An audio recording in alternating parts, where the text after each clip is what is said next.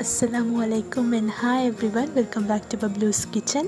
இன்றைக்கி நம்ம சேனல் என்ன பார்க்க போகிறோம் அப்படின்னா ஸ்ரீலங்காலேயே ரொம்ப ஃபேமஸான ஃபிஷ் ரொட்டி தான் பார்க்க போகிறோம். எப்படி செய்கிறது அப்படின்னு வாங்க வீடியோக்குள்ளே போய் பார்க்கலாம்.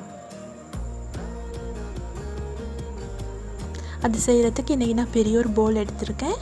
அதில் 2 cup all purpose flour add பண்ணிக்கொள்கிறேன். ரொட்டி செய்கிறதுக்கு தேவையான அளவு உப்பு ஆட் பண்ணிக்கொண்டுட்டு ஒரு 4 டேபிள் ஸ்பூன் அளவு கோகோனட் ஆயில் ஆட் பண்ணிக்கொள்கிறேன். அதுக்கப்புறமா பேக்கிங் சோடா ஒரு பெரிய பிஞ்ச் ஆட் பண்ணிவிட்டு நல்லா எல்லாத்தையும் மிக்ஸ் பண்ணிக்கொள்ளுங்க. மிக்ஸ் பண்ணிவிட்டு ஒரு 3/4 கப் அளவு தண்ணி எடுத்து வச்சுருக்கேன். ஸோ அதை கொஞ்சமாக விட்டு நல்லா அழுத்தி பிசைஞ்சு கொள்ளுங்க.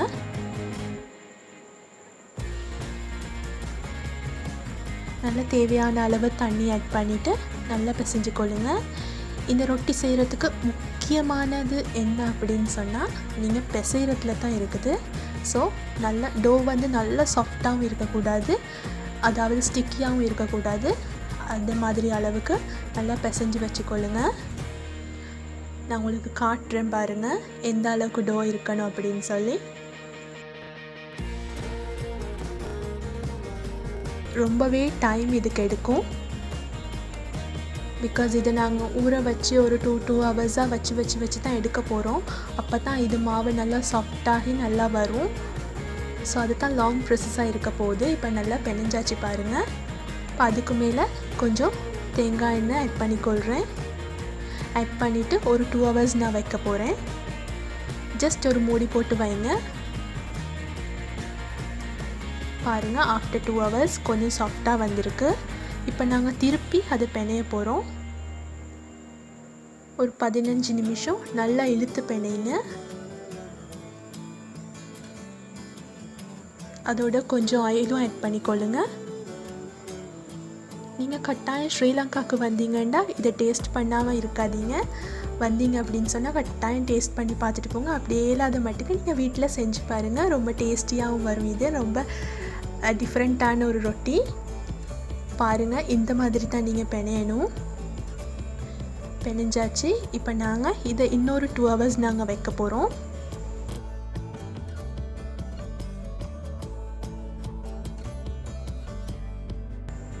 அதே மாதிரி நாங்கள் ஃபஸ்ட் ஸ்டெப் எப்படி செஞ்சோமோ அந்த மாதிரி இன்னும் கொஞ்சம் ஆயில் ஆட் பண்ணிவிட்டு சும்மா மூடி போட்டு மூடி வைங்க ஒரு 2 ஹவர்ஸ்.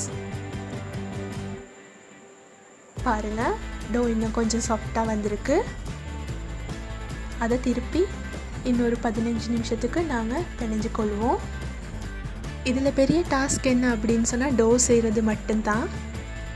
இது உங்களுக்கு டே டைமில் செய்கிறதுக்கு கஷ்டமாக இருந்துச்சு அப்படின்னு சொன்னால் நீங்கள் நைட்டே இந்த மாதிரி பிணைஞ்சு வச்சுட்டு ஓவர் நைட் வச்சுக்கொள்ளலாம்.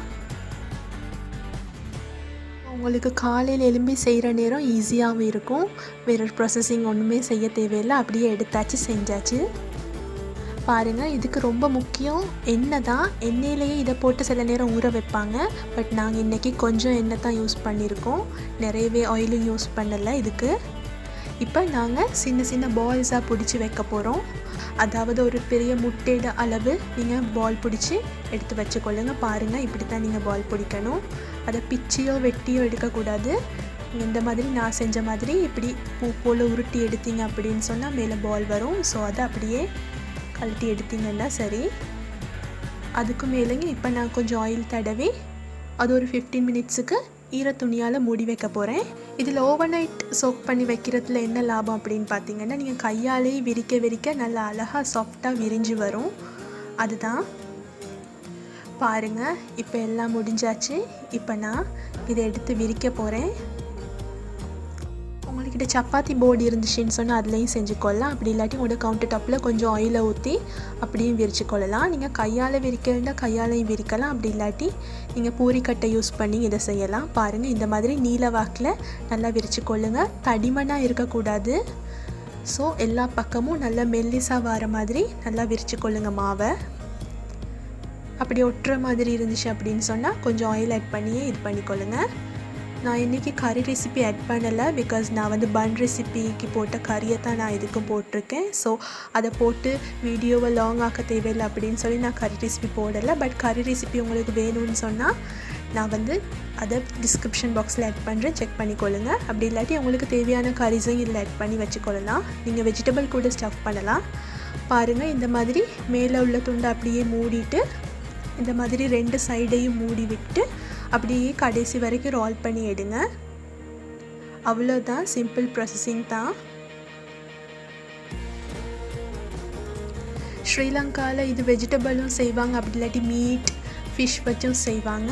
ஸோ நாங்கள் எப்படி கண்டுபிடிப்போம் அப்படின்னு சொன்னால், வெஜிடபிள் வச்சு செய்வாங்க அப்படின்னு சொன்னால் அதை முக்கோண ஷேப்பில் செய்வாங்க. மீட் அப்படி இல்லாட்டி டூனா அப்படி வச்சு செய்கிறது அப்படின்னு சொன்னால் அவங்க இதை நான் இப்போ செஞ்ச ஷேப்பில் செய்வாங்க. ஸோ அப்படி தான் இதை கண்டுபிடிப்போம். காலையில் எந்த ஹோட்டலுக்கு போனீங்க அப்படின்னாலும் காலையில் ஈவினிங் எல்லா நேரத்துலேயும் இது இருக்கும். நல்லா இருக்கும், சாப்பிட்டா கட்டாயம் செஞ்சு பாருங்கள். கொஞ்சம் லாங் ப்ராசஸிங் தான், இருந்ததுக்கு பிரச்சனை இல்லை, நல்லா ஃபில்லிங்காக இருக்கும். கட்டாயம் செஞ்சு பாருங்கள். இப்படியே எல்லாத்தையும் செஞ்சு ஒரு ஆயில் பூசின தட்டில் இது எல்லாத்தையும் வச்சுக்கொள்ளலாம். நான் உங்களுக்கு ட்ரையாங்கிள் ஷேப் இன்றைக்கி செஞ்சு காட்டலை, நான் இன்னொரு நாளைக்கு இன்ஷால்லா அதையும் செஞ்சு காட்டுறேன். இப்போ நான் ஒரு பெரிய தவா எடுத்திருக்கேன், அதில் கொஞ்சம் ப்ரஷ் பண்ணிக்கொள்ளுங்க ஆயிலை. ஒரு பெரிய தவா எடுத்திங்க அப்படின்னு சொன்னால் நாங்கள் செஞ்சு வச்சிருக்கிற ரொட்டி எல்லாத்தையும் ஒரே நேரத்தில் நம்ம சுட்டுக்கொள்ள முடியும், ஒன்றொண்டா சுட தேவையில்லை. ஸோ பெரிய தவா, ஒரு தோசை தவா மாதிரி இருந்தால் அதையே எடுத்துக்கொள்ளுங்க. பாருங்கள், எல்லாத்தையும் இப்படி பக்கத்தில் வச்சுக்கொள்ளுங்க. அதாவது ஒட்டி வைக்காமல் கொஞ்சம் தள்ளி வச்சுக்கொள்ளுங்க. இப்போ இதில் நாங்கள் எல்லா சைடையுமே ஒரு 5-6 நிமிஷத்துக்கு நாங்கள் சுட்டு எடுக்க போகிறோம்.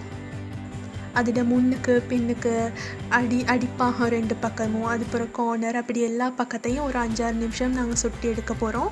பிகாஸ் இது மாவு தான், ஸோ உள்ளுக்கும் நல்லா வேகணும். ஸோ நீங்கள் கண்டிப்பாக இதை லோ மீடியம் ஃப்ளேமில் வச்சு கண்டிப்பாக நல்லா பொறுமையாக சுட்டெடுங்க. அப்போ தான் உள்ளுக்கும் வேகும், இல்லாட்டி சில நேரம் பச்சையாக இருக்கும். சொல்லப்போனால் இந்த ரொட்டி செய்கிறதுக்கு பொறுமை ரொம்பவே அவசியம். ஆனால் பொறுமை எந்த அளவுக்கு முக்கியமாக நாங்கள் வச்சு செய்கிறோமோ அந்த அளவுக்கு ரொம்ப நல்லா டேஸ்ட்டாகவும் இருக்கும். இது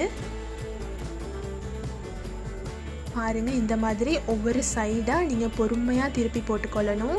அதை நீங்கள் அப்படி வைக்கிற நேரம் விழுந்துட்டு அப்படின்னு சொன்னால் கொஞ்சம் நேரம் அப்படி பிடிச்சி அப்படி வச்சுக்கொள்ளுங்க. ஸோ அது கொஞ்சம் நேரம் வேகும்.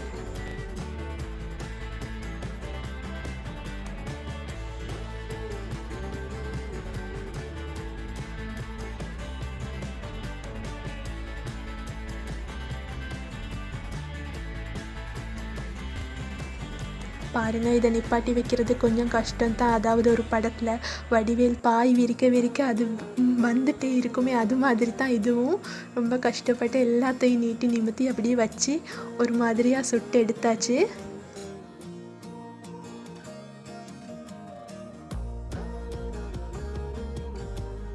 உங்களுக்கு தேவையான ஃபில்லிங் வச்சு இதை செஞ்சு கொள்ளுங்கள், ரொம்ப நல்லா டேஸ்ட்டாக இருக்கும். என்னோடய சேனலுக்கு நீங்கள் சப்ஸ்கிரைப் பண்ணலாட்டி மறக்காமல் சப்ஸ்கிரைப் பண்ணிக்கொள்ளுங்க, அதோட பெல் ஐக்கனையும் கிளிக் பண்ணிக்கொள்ளுங்கள்.